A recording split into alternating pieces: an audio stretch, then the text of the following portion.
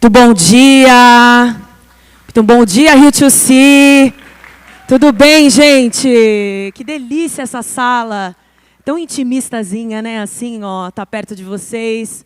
Muito bom estar aqui nessa manhã para a gente poder celebrar a trajetória desse grande artista da música brasileira, sambista, cantor e compositor, Xande de Pilares, que daqui a pouco vai contar e cantar um pouquinho da sua história aqui para a gente no palco. Eu prometo para vocês que vai ser uma manhã incrível, com bate-papo super descontraído, animado, também emocionante, porque toda vez que um artista fala da sua história, é emocionante, né? Relembrar os caminhos que o trouxeram até aqui. O Xande, que é esse artista imenso, que subverteu várias adversidades e hoje é considerado um dos maiores no que faz. E ano passado ganhou o Grammy Latino, né, gente, na categoria de melhor álbum de samba e pagode, por esse projeto incrível que ele fez, cantando Caetano Veloso. Então agora, por favor, eu gostaria que vocês o recebessem com muito carinho aqui no nosso palco. Com vocês, Xande de Pilares!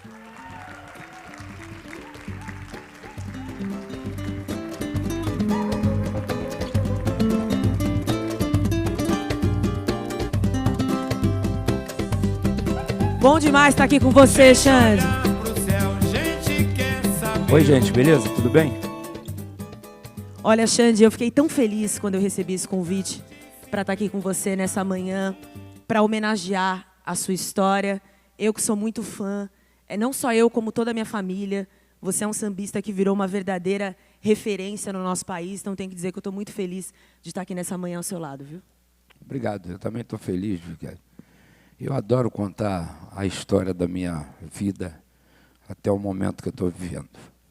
E, Xande, você é Xande de Pilares, mas antes de ser Pilares, você vem lá do Morro do Turano, zona norte do Rio de Janeiro. Foi ali que a sua trajetória com a música começou, Xande? Praticamente, por causa do ambiente lá em casa, até hoje é muito musical, né? Seja no evangelho, seja no espiritismo, seja no samba, seja no bolero, seresta, música brega. Eu cresci ouvindo de tudo. Tudo quanto era tipo de música. Música internacional, nacional. Música 24 horas por dia. Eu sou viciado em música até hoje. E que bom que a minha filha também. Acabou puxando o pai. Mas tinha algum músico na sua família? Ou você é autodidata, né? Você aprendeu a tocar cavaquinho sozinho? Sozinho. Eu sou autodidata porque lá em casa todo mundo tocava, né? Tinha um tio que tocava violão, outro tocava bandolim, outro tocava piano. Meu avô tocava acordeão. E entre cantos e músicos, praticamente todo mundo. E tinha uma coisa muito interessante que acontecia naquela época, aquela super proteção da nossa mãe, em relação à nossa vida, quando a gente começa ali a dar os nossos primeiros passos. Eu fui criado num lugar onde o bem e o mal caminham praticamente de mãos dadas, né? E a nossa mãe, ela fica com aquela coisa de proteger a gente. Não, aqui você não pode ir por ali, senão você vai para a vida errada, você vai por aqui, não sei o quê. E isso acabou que eu fui criado praticamente sem poder brincar com as crianças. Porque ela achava perigoso lá fora, então você ficava dentro de casa.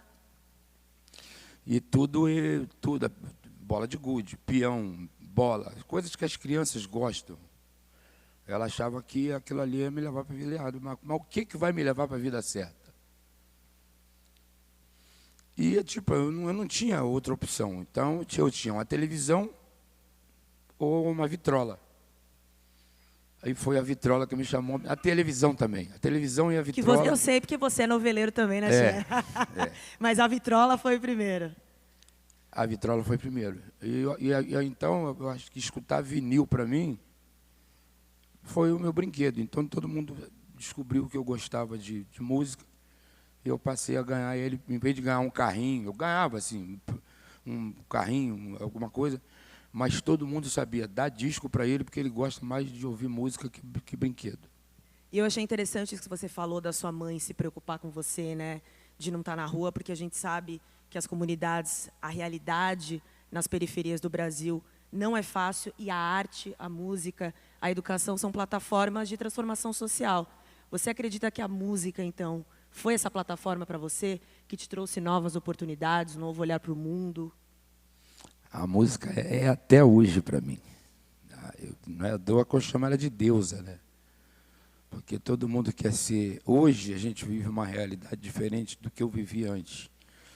Antigamente, ser músico era motivo de orgulho, que a gente, tipo, a primeira vez que eu vi o Arlindo tocando banjo, eu queria um dia reproduzir aquilo que eu vi, para ver se eu teria a visibilidade que ele teve. E deu certo. Até aqui Deu tá muito dando certo. certo, deu certo não, deu muito certo.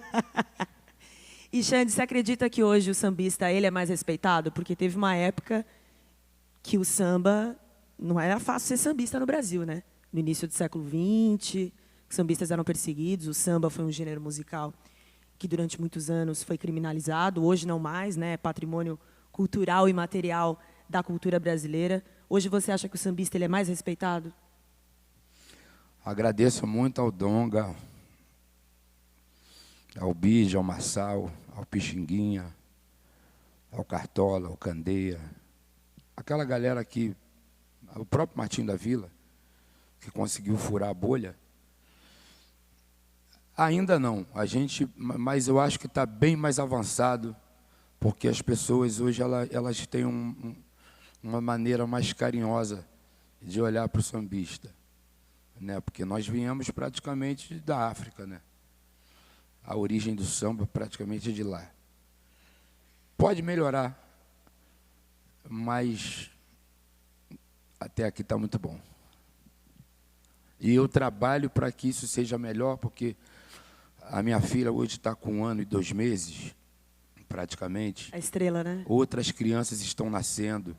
Tem criança com 10, com 15, que quer ser sambista, que quer ser compositor.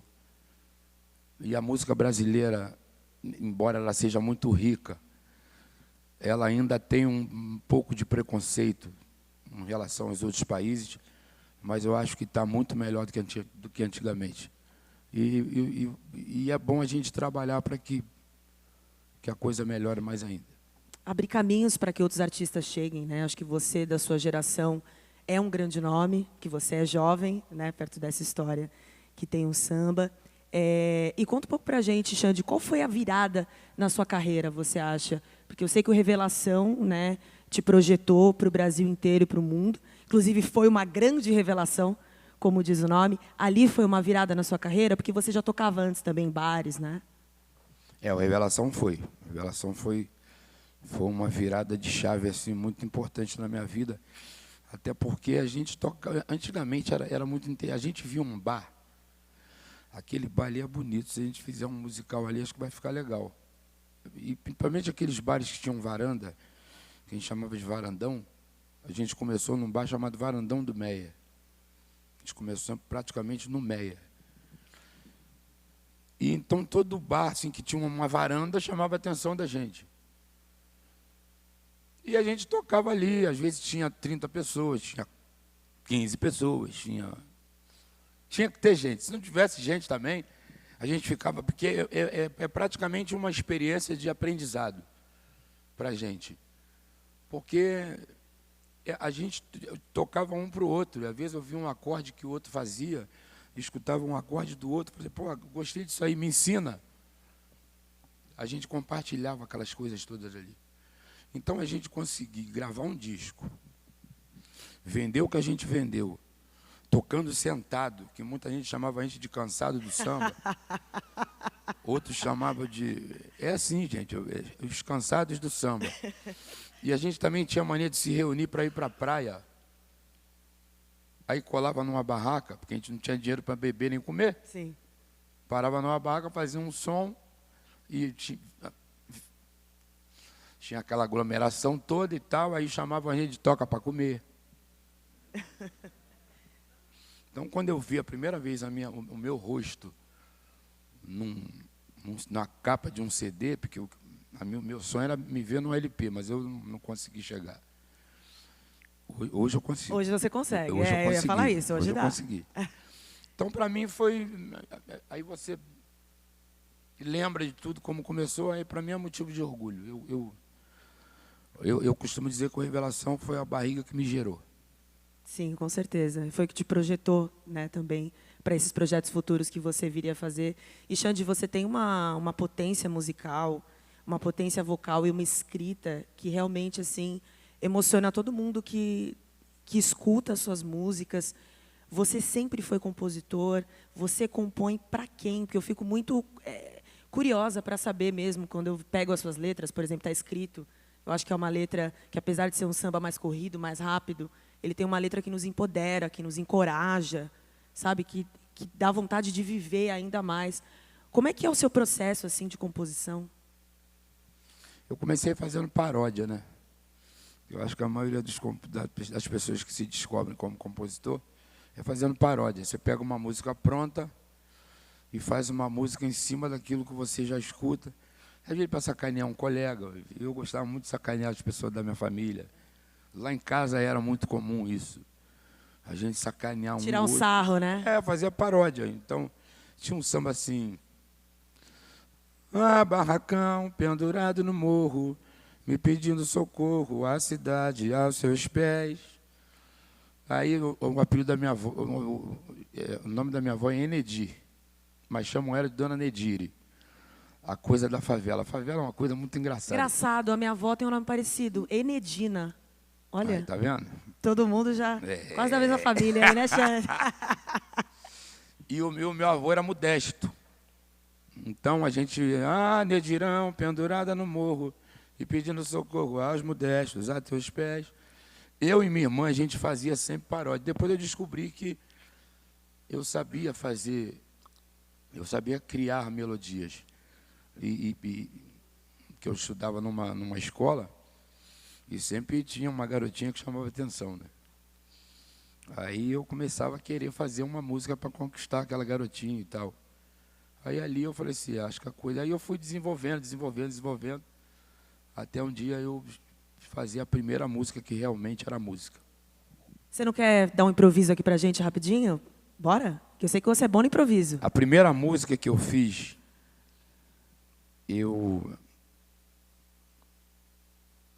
que eu senti que era música, tem algumas que são meio esquisitas. Eu morava na favela do Jacarezinho, ali bem no início dos anos 90, lá, início mesmo. E tinha um beco, no final do beco tinha uma tendinha. E tinha uma menina que chegava da escola e rendia o pai dela naquele balcão.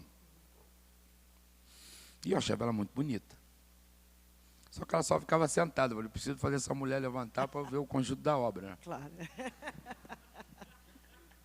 Aí eu falei, pô, queria aquele doce de leite lá. Aí ela levantou, né? Ela levantou, que ela foi.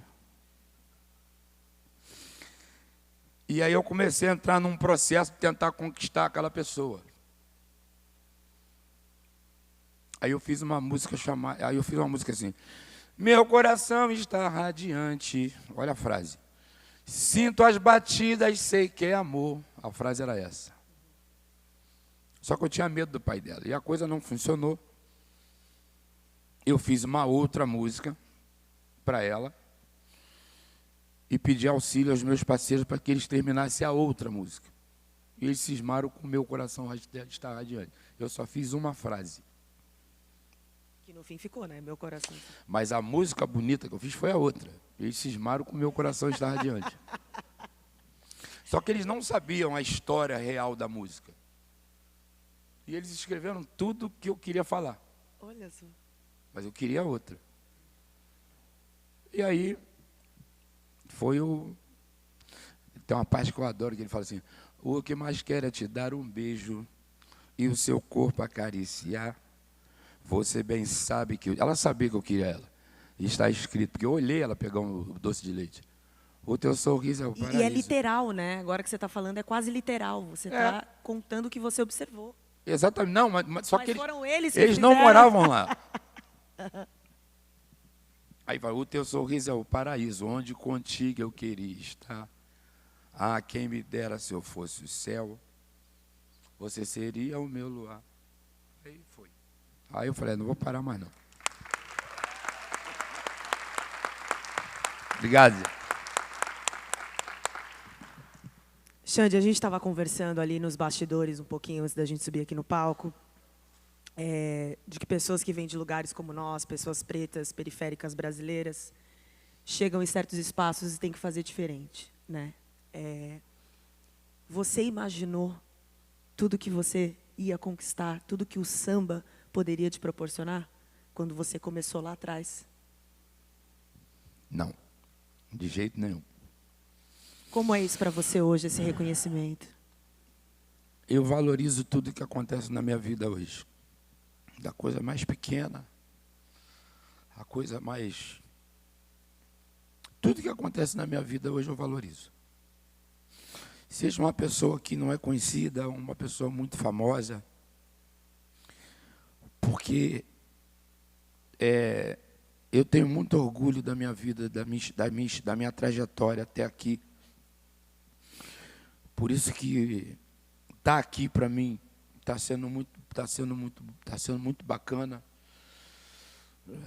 Se você estivesse me entrevistando no botequim também seria, porque eu aprendi com uma pessoa muito importante na minha vida a valorizar todas as oportunidades que a gente recebe. Por isso que para mim a minha resposta é, desculpa aí a minha emoção, porque não tem jeito, eu sou chorão mesmo. Imagina, todos nós. Eu estou aqui com a voz super embargada. Obrigada, viu, pelo seu depoimento. Para mim também está sendo um dia muito especial, dessa conexão aqui no palco com você, falando de samba, falando dessa ancestralidade, que é o que tem por trás desse ritmo. E muitas pessoas interpretam a sua música, né? Desde Bete Carvalho com Samba de Arerê, a sua parceria com Arlindo Cruz. E aí, em 2023, você foi intérprete também ao interpretar as músicas de Caetano, que você mesmo já disse que era uma grande referência para você. Como é que esse convite aconteceu? Eu quero saber essa história do início, porque eu soube que o Caetano te fez um convite antes para você fazer um show com cavaquinho e voz, e você disse que não. E aí a música que abre o disco é você, voz e cavaquinho. Como é que foi isso? O Pretinho da Serrinha sempre me chamava para ir na casa do Caetano. E eu ficava ali driblando ele por causa daquela coisa que a gente, aquele bloqueio que a gente tem pelo lugar que a gente veio. Eu morava num lugar que eu achava que eu via a cidade, mas eu achava que a cidade eu via a cidade, o olhar brilhava, caramba, eu morava ali no morro, eu via Morro da Mangueira, eu ficava entre o Maracanã, ficava entre o meu morro e o Morro da Mangueira. Aí tinha o Tuiuti, tinha o Complexo do Alemão, que dava para ver de longe. Então eu achava que eu não tinha acesso àquilo ali. E o Pretinho tá, vamos lá, tá bom. Até que um dia eu fui. E aí a Paula chama de cantoria, o que a gente chamava de roda de samba, ela chama de cantoria. A gente fazia uma reunião musical. E aí o que acontece? Ficávamos cantando coisas ali. No final, chegar na casa do Caetano, você vê um violão, você vê um piano, tem tudo. Eu peguei um cavaquinho, um violão e fui cantar uma música chamada Ela e Eu, que Bethânia gravou. Acho que em 1976, naquele disco, Mel. Aí eu canto. Há flores e cores concentradas, ondas queimam rochas com seu sal. E fiquei tocando ali. Só que eu não vi, o Caetano estava em pé aqui atrás de mim. Quando eu vi que o Caetano estava ali, eu travei. Falou, opa! Aí ele falou assim, eu nunca vi ninguém cantar essa música em samba. Aí expliquei para ele que lá em casa tinha umas revistas de violão, que o meu tio tinha o braço desenhado com as bolinhas, que eram os acordes e tal. Mas então eu copiava aquela coisa no dedo ali e tal. Expliquei para ele, então eu comecei tendo que transformar tudo quanto era música em MPB em samba. Ah, porque não era o violão, era o cavaquinho. Não, era violão, mas eu queria aprender a tocar cavaquinho. Mas para pegar elasticidade no dedo, né? Tinha que tocar violão. Aí no cavaquinho já era mais fácil. E aí eu gostei, aí cantei uma música chamada José, que o Paulo Diniz musicou, um poema do, acho que é Carlos Drummond de Andrade. Carlos Drummond de Andrade? É. José Carlos Drummond de Andrade, né? Não. E ele cismou que eu tinha que fazer um show no teatro, pegar um cavaquinho, sentar sozinho e fazer um... Não, Caetano, não faz isso comigo, não. Um cavaquinho? Você tem medo? Eu falei, tenho. Mas ia dar bom. Não. Eu falei, tenho, porque um cavaquinho às vezes pede um tamborim, pede um pandeiro, pede só cavaquinho. Na terceira música o teatro vai ficar vazio e vai embora.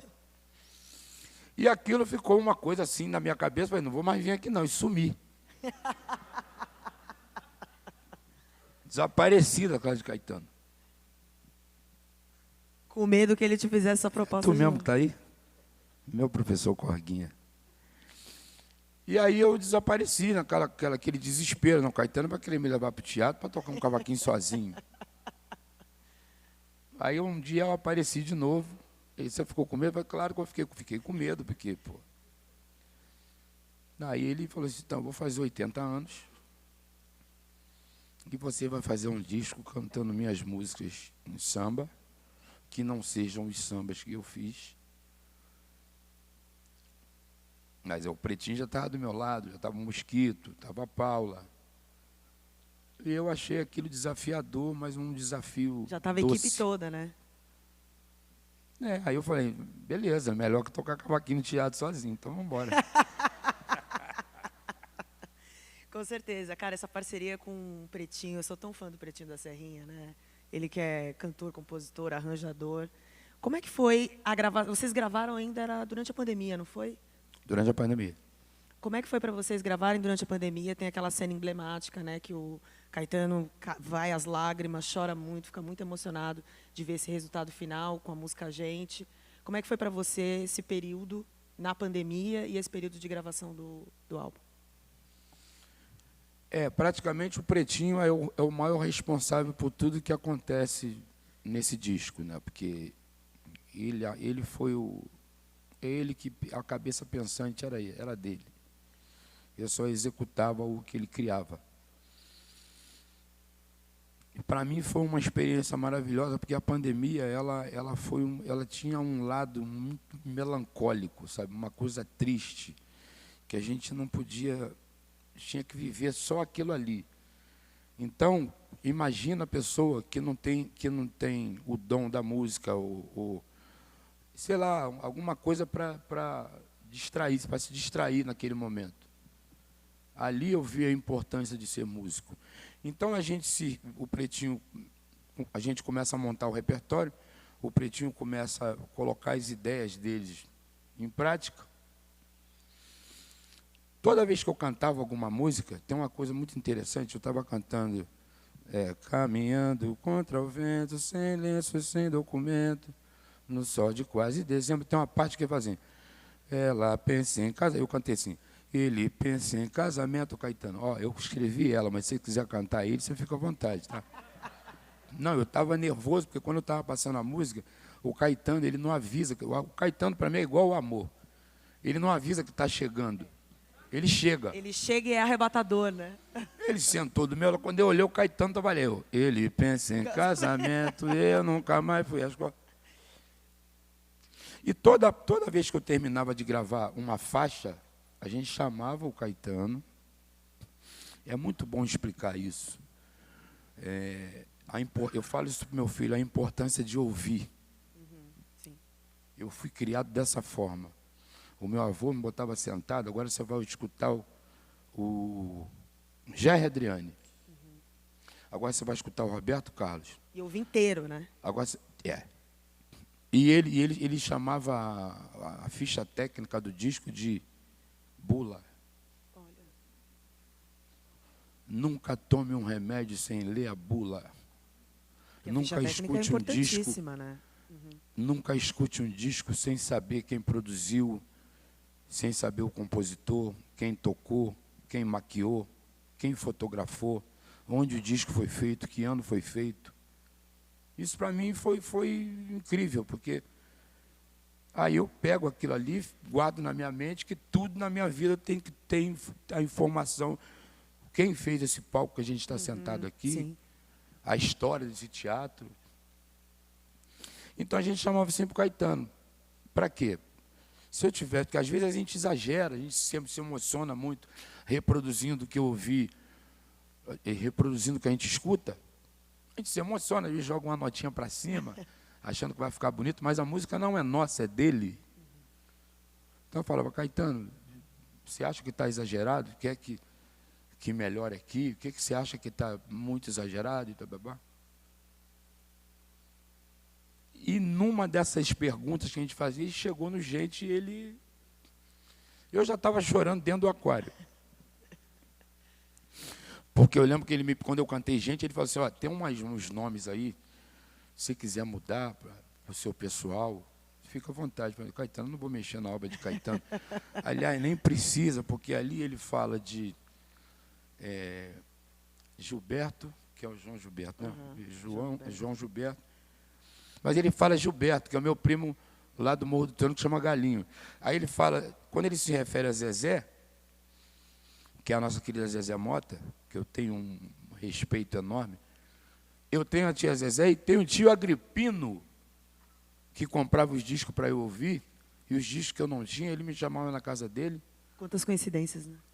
E eu lembro que o tio Agripino comprou um disco do falecido Dicró. E eu escutava a música do Dicró, eu ria pra caramba, porque tinha aquelas músicas engraçadas do Bezerra da Silva e tal. Eu falei, aí eu expliquei para ele, tem Agripino, tem tia Zezé, tem o Gilberto, você mexer em nada. Então, lá dentro, eu estava lembrando do meu tio Agripino, então eu chorei. Estou vendo o Caetano enxugando um pouco o nariz. O Caetano deve estar gripado. Não, juro, na minha cabeça, o Caetano deve estar gripado. Aí eu saio do aquário e vejo uma cena, Pretinho chorando, Paula chorando, e o Caetano, assim, chorando exageradamente. E eu já estava chorando lá dentro, então ali... E todo mundo que assistiu o vídeo chorou junto, né, gente?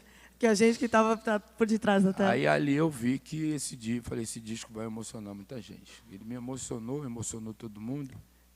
E é um disco que tem uma relação com a sua história, pelo que você está contando, né? Eu não acredito em coincidências, mas é isso que você falou dos seus tios, que você lembrou da sua família, que você foi lá na sua infância.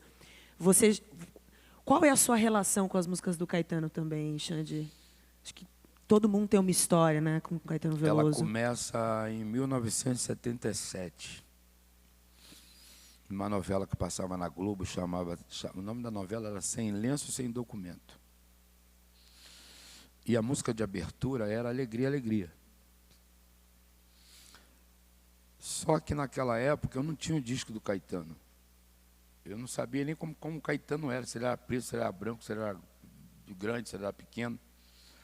Eu escutei a voz do Caetano e eu lembro que uma vez uma válvula, as televisões daquela época eram de válvula, a válvula escangalhou. E tinha que abrir as costas da televisão para trocar a válvula. Eu achava que em cada válvula daquela tinha um artista. É imaginação, né? Claro. A imaginação do lugar que a gente viveu. Sim, sim, sim. Nós não tivemos a instrução, ó, isso aqui é apenas uma televisão. E a voz do Caetano entra na minha mente e eu falei assim, pô, vamos ver onde começou,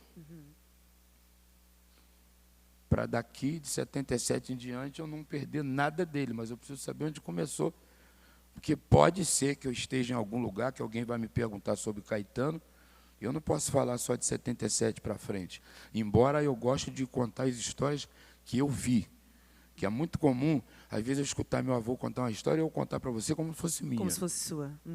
Não. Aí eu peguei a informação do Caetano, de 77 em diante eu segui em frente. Eu só não imaginei que um dia eu fosse cantar tudo aquilo que eu ouvi. A vida surpreende, né? Positivamente. Ainda bem. Essa caixinha de surpresa. Se não fosse vida, não teria graça. A vida, para mim, é muito importante. Então, eu procuro viver tudo que eu tiver para viver, eu vou viver mesmo. Não quero nem saber que hoje a gente tem as redes sociais, né, que uns tratam de uma forma mais tranquila, outros tratam de uma forma mais agressiva. Um dia desse eu escutei uma coisa assim, eu li uma coisa assim bizarra, que hoje a gente não pode fazer vídeo de nada, né? Que todo mundo tem suas opiniões. Só que a vida sempre foi assim. Só que não era exposta como está hoje. E a gente tem que saber, às vezes, filtrar isso. Eu estava falando, me fizeram uma pergunta sobre pagode e samba, eu respondi. Aí uma pessoa, mas ele cantou Caetano, mas não cantou Mig Neto, não cantou Marçal. Mas ele nem perguntou, ele nem procurou saber. Não procurou saber a sua história, né?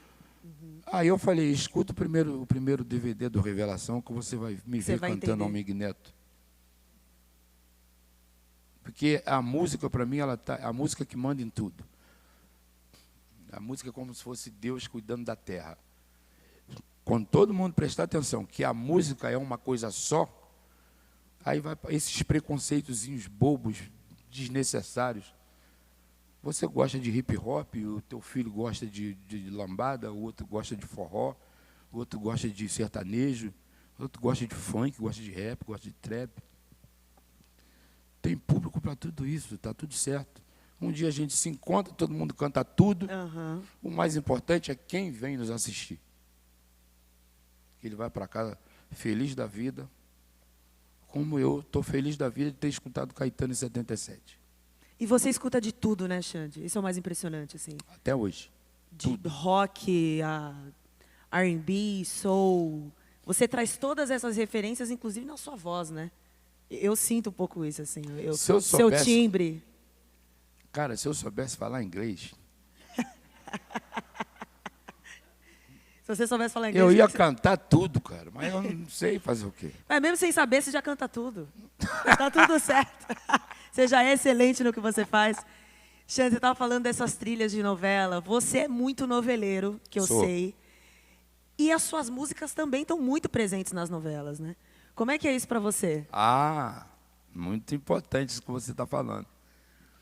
Os temas de abertura de novela me chamavam a atenção muito. Não, para mim também. Eu lembro de Celi Campelo cantando Estúpido Cupido. Eu lembro da música do Pixinguinha na novela Carinhoso. Eu lembro uma banda, cara. Eu não vou... Eu sei que a novela era Locomotiva. A abertura era uma banda, acho que é a banda Black Rio. Banda Black Rio. Eu só não lembro o nome da canção. Fábio Júnior cantando Pai Herói. O Nelson Gonçalves, na abertura de Caboclo. Caboclo, seu olhar está me dizendo que você está me querendo, se você gosta de mim. Falei, será que um dia eu vou escutar minha música, a minha voz numa abertura de novela? Pô, não se faz churrasco para assistir novela, né? Eu fiz. Hein? Primeira vez que eu vi minha voz numa abertura, churrasco, cerveja, chamei os vizinhos, todo mundo. E a hora que começar tem que ficar todo mundo quieto também para ouvir a música na hora que passar na novela. Na casa do Gilson Bernini, no Meia. Todo mundo foi para a laje dele, um churrasco para assistir a abertura de Dona do Pedaço. Maravilhoso. Que foi a primeira vez que eu escutei minha voz na abertura de uma novela. Então, é um orgulho danado, né? Tá valendo a pena viver. Tá muito, muito. Xande, você é cantor, compositor e ator também, né? A gente estava falando de novela. O quanto ser ator te ajuda hoje em dia em cima do palco também? Para criar a sua presença de palco, para ser mais você. Mudou alguma chavinha ou não? Quando me convidaram para fazer essa novela, eu achava que eu era atormentado, né? Embora eu já tinha vivido uma experiência num filme chamado Made in China, com Regina Casé, que a Patrícia Pedrosa, acho que a maior culpada disso tudo, se chama Patrícia Pedrosa, que ela teve uma paciência comigo. Aí teve a formação de elenco de Todas as Flores. O Carnevale foi um cara excepcional. A diretoria, os atores mais dizer, o Fábio Assunção. O Fábio Assunção também teve a minha querida Michele Machado, Zezé Barbosa. Eles cuidavam de mim aqui durante os sets de gravação. E eu sou um cara que eu tenho mania de falar com todo mundo, eu cumprimento todo mundo. Aí a Michele, ela me chama de Xandoco. Xandoco, se concentra. Só que eu já tinha decorado o texto, porque decorar texto para mim é igual decorar letra de música. Letra de música. Eu decoro muito rápido, sabe? Só que eu aprendi que não é só decorar. Você tem que interpretar aquilo. Você tem que pegar o personagem e colocar um... É como se você estivesse pegando o santo. Não é?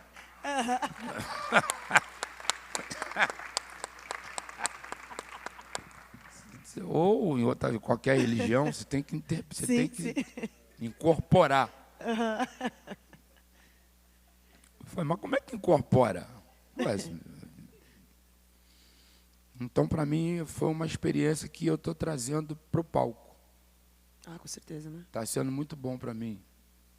Porque eu sou uma pessoa, não parece, mas eu sou uma pessoa muito tímido. Sou muito tímido.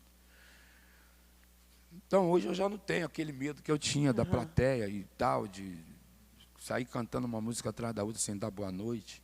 Hoje não, hoje eu dou boa noite, hoje eu conto a história de cada música que eu canto. Atuar, para mim, foi importante por isso. E hoje eu não consigo mais assistir nada sem prestar atenção. Tudo eu assisto tecnicamente hoje.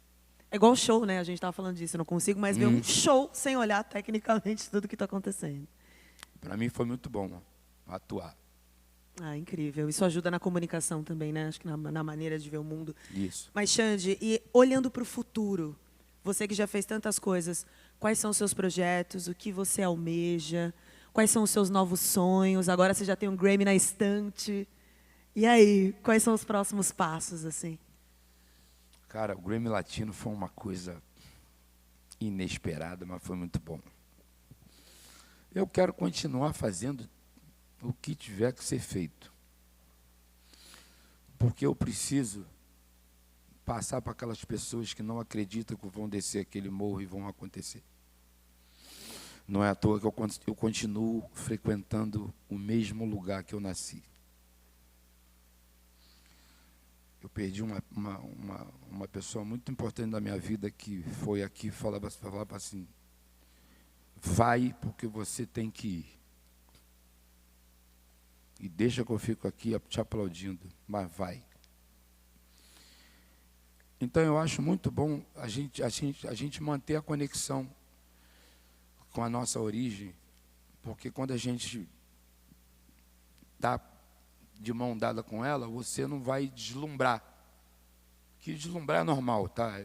A gente, às vezes, conquista um espaço que a gente achou que não ia conquistar e a gente, caramba, não, agora eu sou o cara, não sou o cara nada. Você continua sendo aquele cara, aquele garoto lá do morro. Eu continuo me vendo com 7 anos, com 5 anos, sentado, vendo meu avô tocando. Vou te dar um exemplo. Eu gosto muito de ver novela velha. Eu assisto a Escravizaura. De vez em quando eu assisto a Escravizaura com Lucélia Santos, com aquele elenco maravilhoso que essa novela tinha, com Neuza Borges e tal. Eu estava assistindo um filme, sou muito fã do Denzel Washington. Assisti um filme chamado Déjà Vu. E é um filme que, se você não prestar atenção, você se perde nele, porque é um filme muito interessante. Aquelas 4 horas antes que é reproduzida, tu imagina se descobrissem um equipamento que pudessem reproduzir 50 anos. A gente poder se ver assim, eu poder ver meu avô me ensinando a escutar música, sabe? Seria tão bom, sabia? Porque às vezes a gente comete alguns erros, mas os erros fazem parte da nossa caminhada, porque para a gente acertar tem que errar. Se a gente não tomar um esporrinho, a gente não vai. Eu tenho algumas pessoas aqui que estão aí na plateia aí. Algumas pessoas aí. Que às vezes eu falo a gente sempre fala uma bobagem na hora de responder uma pergunta de alguém. Sim, acontece. Ó, muito bom, mas isso aqui tem que ter, cara. Tem que ter. Eu falo pra caramba, já te falei. Mas aí, a Mas gente tem está que aqui ter. para isso, a gente está aqui para te ouvir. Eu achei muito importante isso que você falou de olhar para a base, né? Tem que fazer isso mesmo, senão a gente se perde. Tem que olhar para trás, tem que voltar para quem você era, para manter esse pé no chão, mesmo deslumbrado. Eu acho que faz parte também, né? Porque a gente é Experimentar exemplo. coisas novas. A gente é exemplo. Sim, vira uma referência. E hoje você é uma referência para Eu já- muitos jovens negros. Eu já tirei gente da vida errada só com uma pergunta. Eu não precisei de dar esporro. O menino que foi para o crime, eu sentei do lado dele, estava com um fuzil na mão, sentei do lado dele, fiz só uma pergunta para ele. Uma semana depois ele já tinha saído. Não é brigar, sabe por quê? Porque aquele garoto ali, ele tem vergonha de você, porque ele acha que ele está na condição de errado e você está na condição de certo. Isso acontece muito hoje. Também os intolerantes religiosos são assim. Ele acha que você é ele é o certo, você é o errado. Não. Vamos procurar saber o espaço que cada um no seu quadrado, e está tudo certo. A gente precisa viver. Eu não preciso olhar para a tua vida, senão a minha não vai andar. Não vai andar.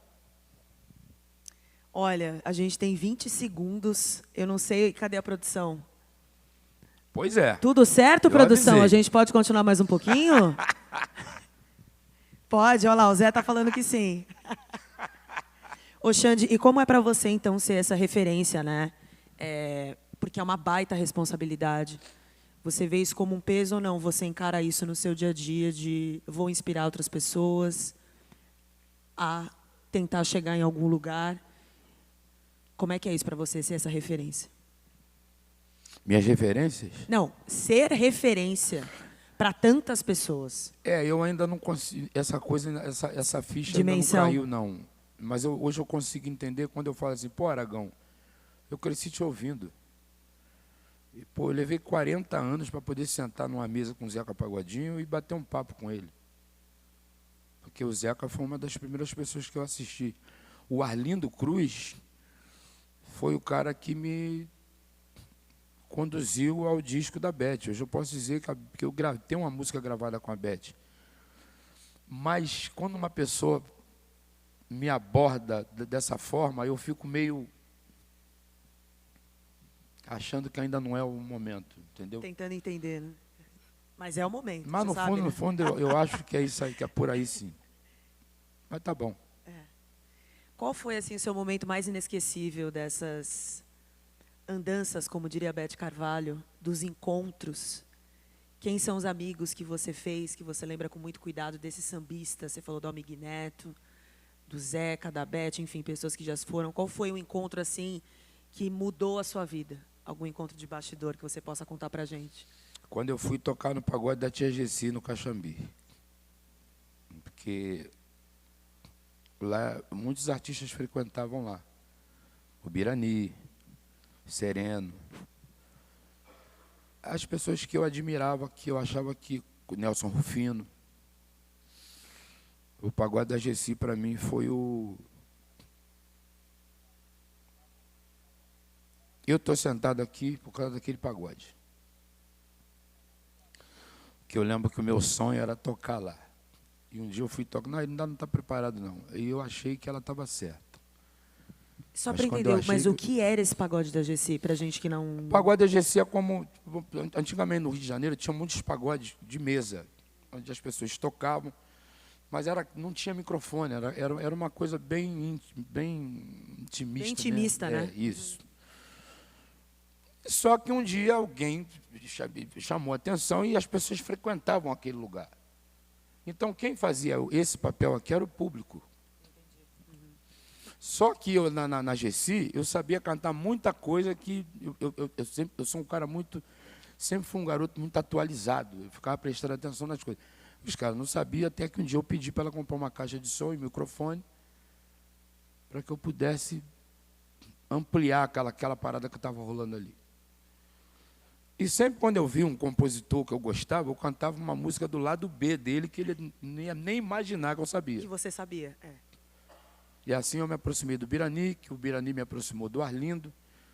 Aí o Arlindo levava a Beth no arranco, quando já era uma revelação. Que vai mostrando que você tinha repertório, que você sabia o que você estava fazendo ali. Isso. Então, o Pagode da Gessi, para mim, foi o ponto de partida,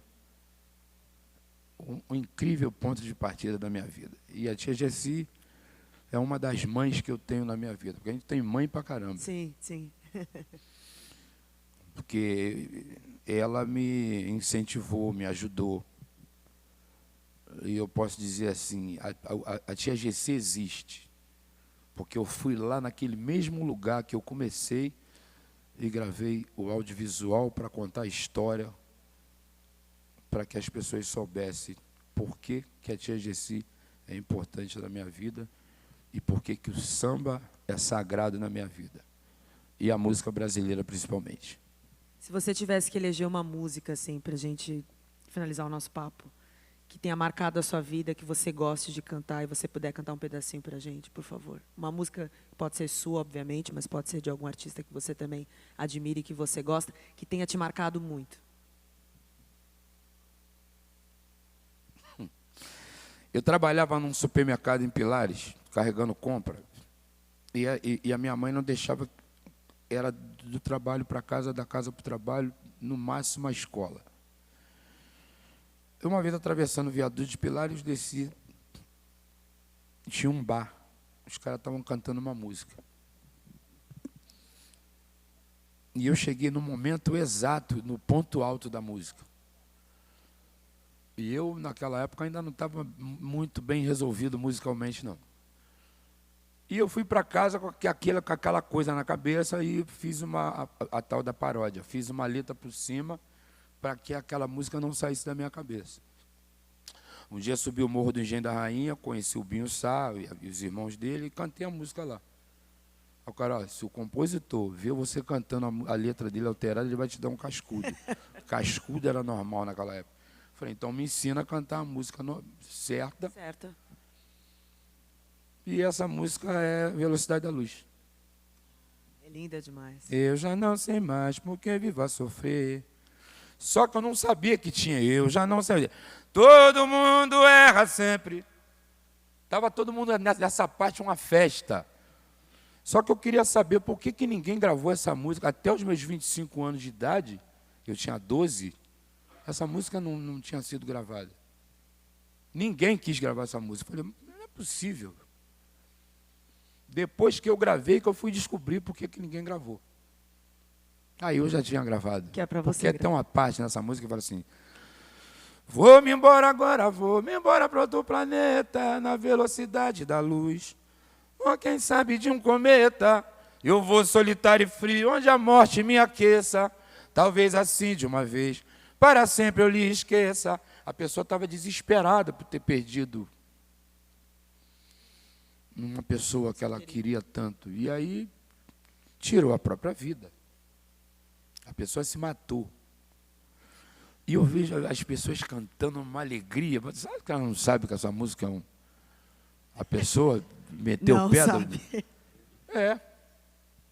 Mas a música, o que manda na música é a melodia. E a melodia é belíssima, né? Pois é. E o samba tem disso, de cantar tristeza, com todo mundo sorrindo, com todo mundo pulando. É. O Amigo É Neto essa a falava profundidade do samba, né? Aham. Que você consegue cantar a tristeza com todo mundo aqui sambando. Isso aí. O meu amigo, você conta a tristeza cantando a alegria. É isso. Falecido F fez assim: cuidado com essa mulher que quer se casar outra vez. Ela é viúva de 6 e com você será a 7ª vez.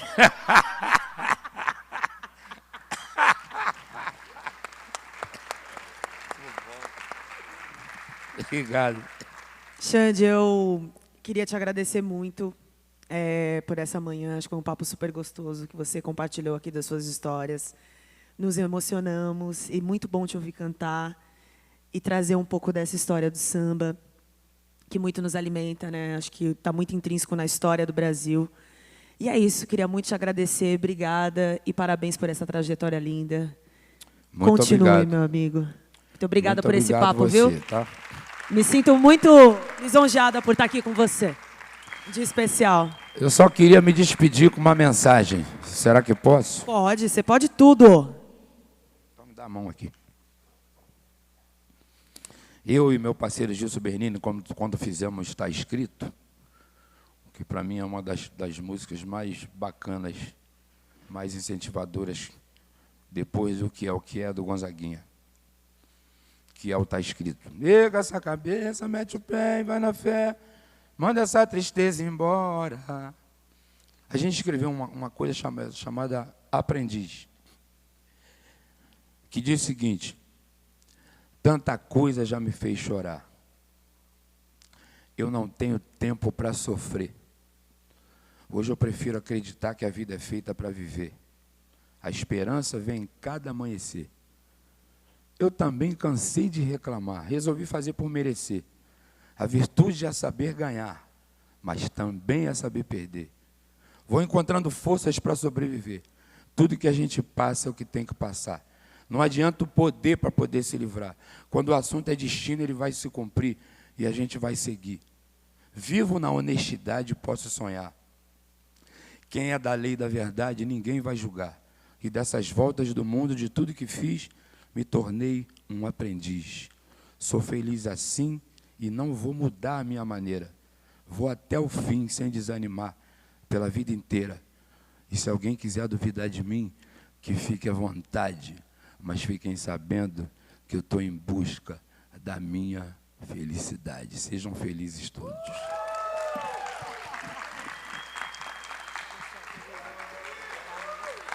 Obrigado.